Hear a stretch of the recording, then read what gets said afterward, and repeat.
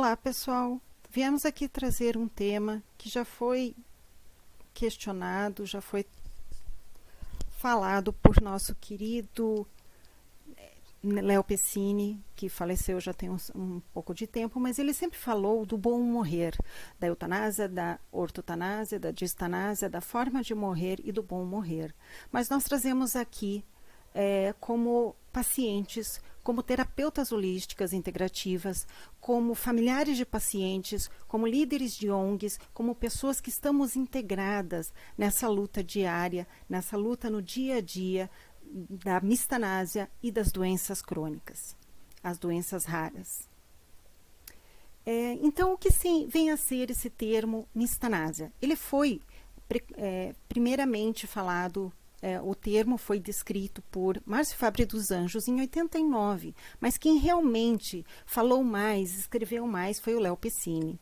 Ele colocou como morte social precoce e evitável. Por quê?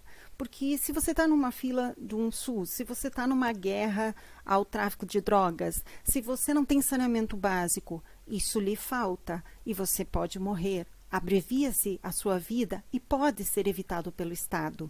Então, ele diz, urge fazer algo além de enterrar os mortos. A morte mistanásica deve sim ser tematizada pela bioética. E aí que ele fala que nós devemos levantar essa bandeira e sempre deliberar a respeito do assunto, por isso que este grupo vem aqui trazer o tema.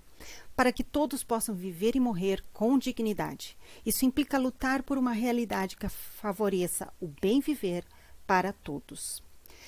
Aqui trazemos um doloroso exemplo, um exemplo real, claro, não vem o nome aqui, mas é um homem de aproximadamente 30 anos, do interior do nosso estado aqui do Paraná. Ele tinha retocolite ulcerativa, uma doença intestinal, inflamatória intestinal. Ele era morador aqui no estado do Paraná e por anos ele sofreu com vários sintomas e não tinha acompanhamento especializado, até por ser interior, mesmo vindo para a capital, fez com que seu caso fosse se agravando cada vez mais. E em 2012, a sua irmã, vendo que ele estava pior, entrou em contato com vários outros pacientes que geralmente sempre estão a par em casos de doenças raras em especial. Isso é uma vivência que eu vejo de várias amigas, de vários colegas. Estão sempre buscando auxílio, estão sempre sabendo, estão sempre lendo artigos científicos. E foram mais a fundo, se mobilizaram nacionalmente. Conseguiram transferi-lo para um hospital maior, mas o caso era muito grave. Muitos anos doente, sem tratamento, ele não tinha mais condições no agravamento que estava. E ele veio a falecer.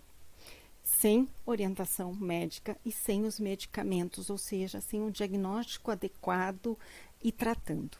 O caso chegou a ser retratado no Senado Federal em 2017, quando ocorreu o primeiro Fórum Brasileiro de Pacientes com Doenças Inflamatórias Intestinais, que foi promovido pela Associação Brasileira de Colite Ulcerativa e Doença de Crohn, onde diversos pacientes do território nacional relataram casos similares, infelizmente, que falta de tratamento e diagnóstico levam à morte. Sabemos que não apenas das doenças inflamatórias intestinais. Em outras ONGs de outros tipos de doenças, como neuromuscular, que uma das nossas colegas é a presidente, sabemos que também pacientes morrem. Então, se viemos aqui trazer as práticas integrativas, de que forma isso pode auxiliar e ajudar num caso como esse, que levou à morte? Bom, lá atrás, na década de 70, a Organização Mundial de Saúde já tinha uma ideia de que a homeopatia, por exemplo, que é uma técnica complementar, naquela época, inclusive, eles tratavam como alternativa, hoje a gente já não usa mais esse termo, porque dá a sensação de uma exclusão, como se a medicina tradicional não fizesse parte. Não, nós queremos integrar, então é complementar, é integrativo, é holístico porque olha o homem como um todo, mas é integrativo, é complementar. E naquela época eles lutavam numa época em que a homeopatia era caçada. Mas a Organização Mundial de Saúde preconizou essas práticas. Em 1988 foi criado o SUS. Eu não sei se todos conhecem, mas um dos idealizadores foi o italiano Giovanni Berlinguer, sanitarista, bioeticista, foi o orientador do pós-doutorado do nosso querido Volney Garrafa, que é a nossa linha aí de bioética de intervenção, a qual a gente está representando aqui hoje. E depois temos aí um belo exemplo que é o SUS. Em 2006 apenas foi conseguida uma portaria em que aprovou a Política Nacional de Práticas Integrativas e Complementares aqui dentro do SUS. No início foram poucas práticas. Foram apenas acupuntura, homeopatia, fitoterapia, medicina antroposófica e termalismo.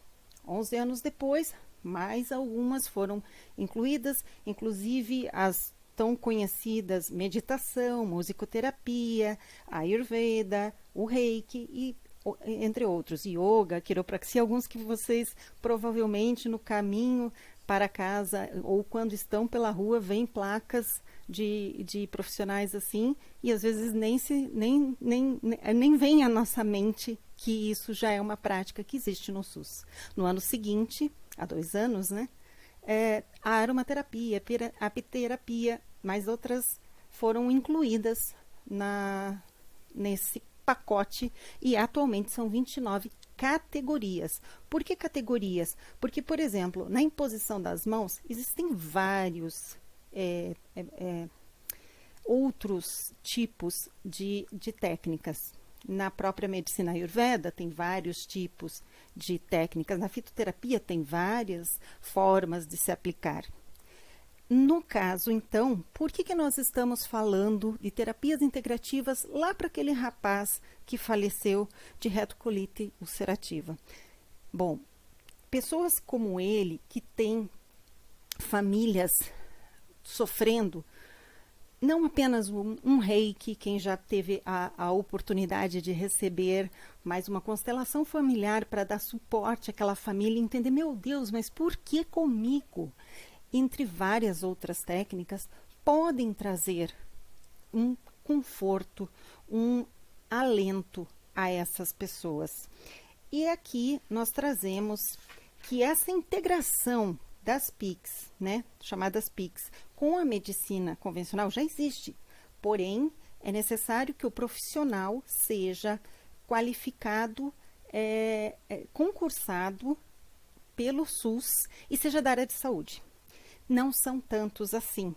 Então, a nossa proposta neste trabalho, e não é apenas uma proposta para esse trabalho, estamos já vendo via legislativo pelo SUS ou por parcerias privadas nas OSCs, né, que são as organizações da sociedade civil, fazer uma oferta de atendimento para pacientes com doenças raras e seus familiares nesse itinerário diagnóstico terapêutico, para que se amplie esse sistema, esse suporte desde a investigação da patologia até o correto diagnóstico.